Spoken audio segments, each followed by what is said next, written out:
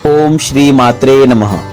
महाशिवरात्रि एक ऐसी रात जब ब्रह्मांड की सभी शक्तियां जागृत होती है और भगवान शिव के दिव्य नृत्य में समाहित हो जाती है।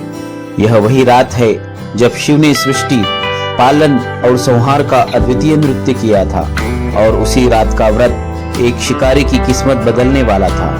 एक साधारण इंसान जो खुद को अपने कर्मों से दीनहीन समझता था, उसी रात भगवान शिव की अप्रत्याशित कृपा से मोक्ष प्राप्त करता है।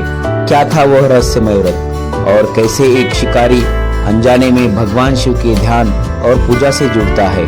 जानिए इस महाशिवरात्रि की रात की कथा, जहां बुरे कर्मों का परिणाम चमत्कारी तरीके से बदल जाता है और भगवान शिव अपने भक्तों को अप्रत्याशित आशीर्वाद देते हैं।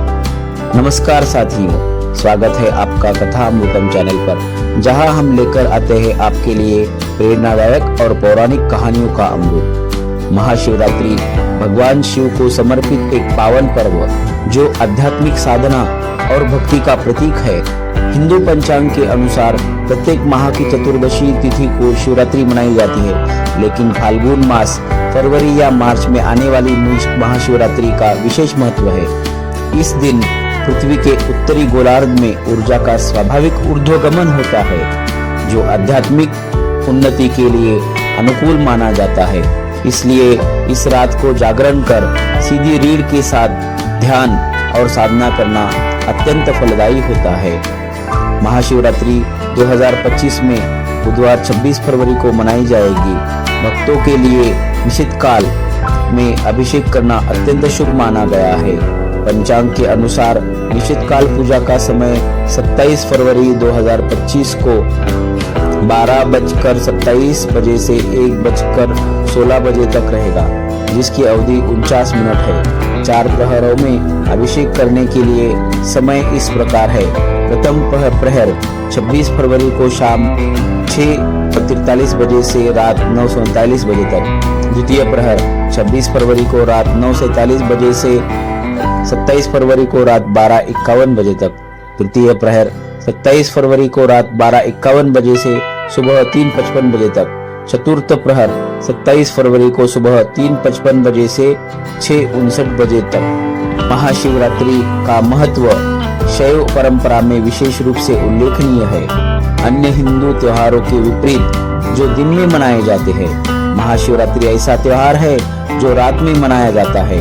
यह एक गंभीर और आत्म परीक्षण का पर्व है, जिसमें उपवास, ध्यान, स्वाध्याय, सामाजिक समरसता और शिव मंदिरों में रात्रि जागरण शामिल है। इस अवसर पर भक्त बेल पत्र, मिठाई, फल और दूध आदि भगवान शिव को अर्पित करते हैं। कुछ लोग पूरे दिन उपवास रखते हैं, वैदिक या तांत्रिक विधि से भगवान शिव की पूजा करते हैं और ध्यान योग का अभ्यास करते हैं।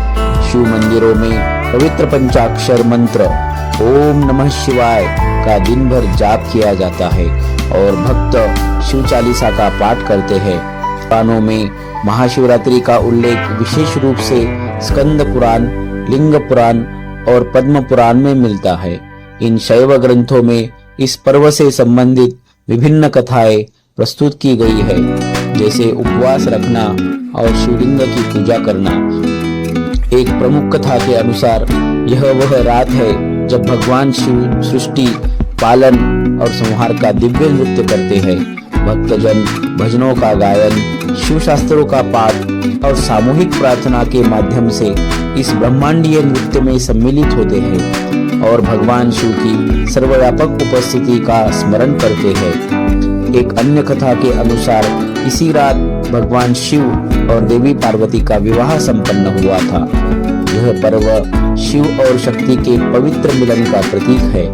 भगवान शिव और देवी पार्वती का विवाह केवल एक पारंपरिक आयोजन नहीं था, बल्कि यह संपूर्ण सृष्टि के विविध तत्वों का संगम था। इस विवाह में देवता, असुर, भूत प्रेत, पशु पक्षी सभी ने भाग लिया, जो दर्शाता है कि शिव की चेतना में समस्त सृष्टि समाहित है। यह मिलन पुरुष और प्रकृति, शिव और शक्ति के अभिन्न संबंध का प्रतीक है, जो सृजन, पालन और संहार की प्रक्रिया को संतुलित करता है।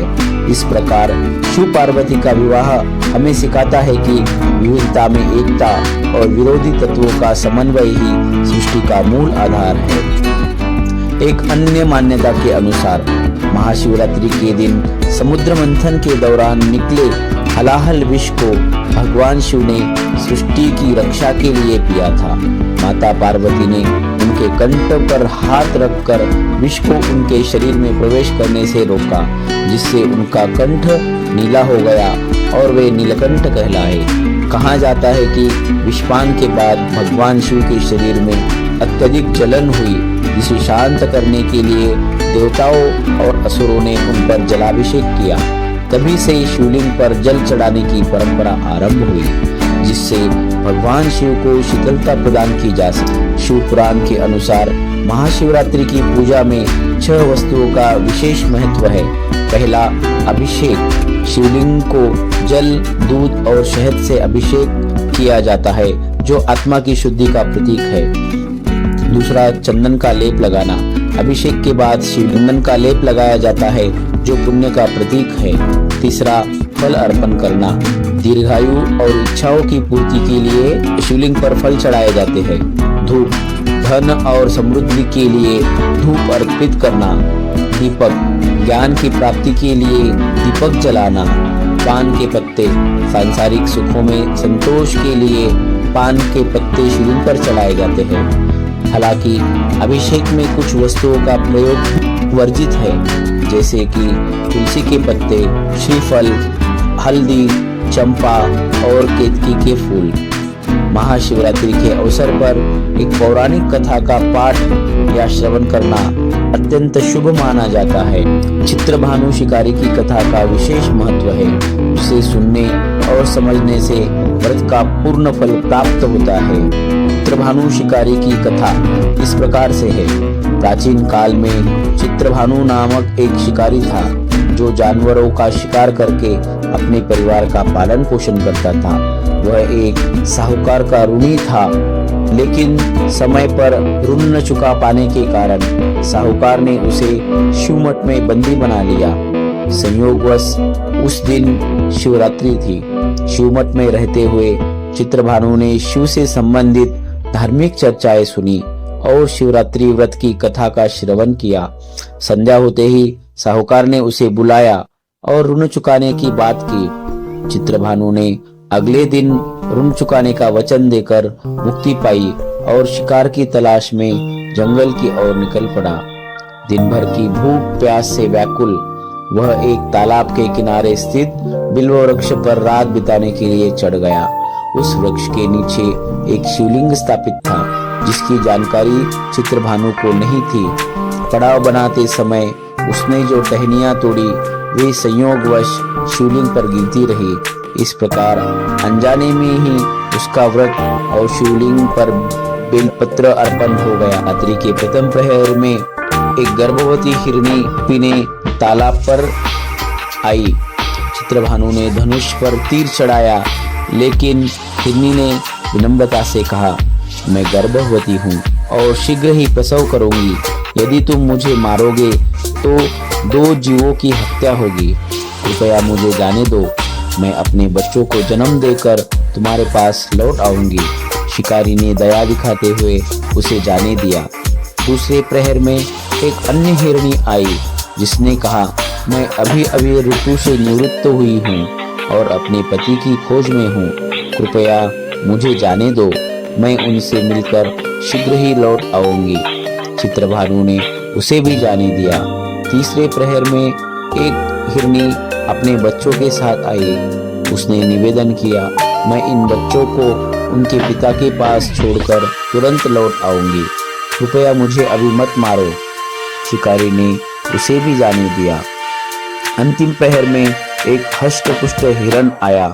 चित्रभानु ने धनुष ताना, लेकिन हिरण ने कहा, यदि तुमने मेरी पत्नियों को मार दिया है तो मुझे भी मार दो, ताकि मैं उनके वियोग में दुख न सहूं। यदि उन्हें जीवन दान दिया है तो मुझे भी कुछ समय दो, मैं उनसे मिलकर लौट आऊंगा। शिकारी ने उसे भी जाने दिया। इस प्रकार अनजाने में ही चित्रभानु ने रात्रि जागरण उपवास और शिवलिंग पर बेलपत्र अर्पण करके महाशिवरात्रि व्रत का पालन किया। सुबह होते ही वह पश्चाताप से भर गया और अपने हिंसक कर्मों के लिए ग्लानि महसूस की। भगवान शिव की कृपा से उसे मोक्ष की प्राप्ति हुई और वह शिवलोक को गया। इस कथा से यह संदेश मिलता है कि अनजाने में ही किए गए पुण्य कर्म भी भगवान शिव की कृपा दिला सकते हैं। महाशिवरात्रि के दिन इस कथा का श्रवण और व्रत का पालन करने से समस्त पापों का नाश होता है और मोक्ष की प्राप्ति होती है। यह कथा महाशिवरात्रि की रात्रि पूजा और 4 प्रहर की पूजा के महत्व को दर्शाती है, जो उसी दिन संध्या से शुरू होकर अगले दिन प्रातः तक चलती है। भगवान शिव को भोलेनाथ कहा जाता है। वे अत्यंत सरल और वैरागी है। वे न तो प्रसिद्धि की इच्छा रखते हैं, ना ही अपमान का भय। महादेव को केवल अपने भक्तों का प्रेम और भक्ति ही प्रभावित करता है। जब आपकी पुकार सच्ची होती है तो वे निश्चित रूप से आपकी किसी भी परिस्थिति में सहायता करेंगे।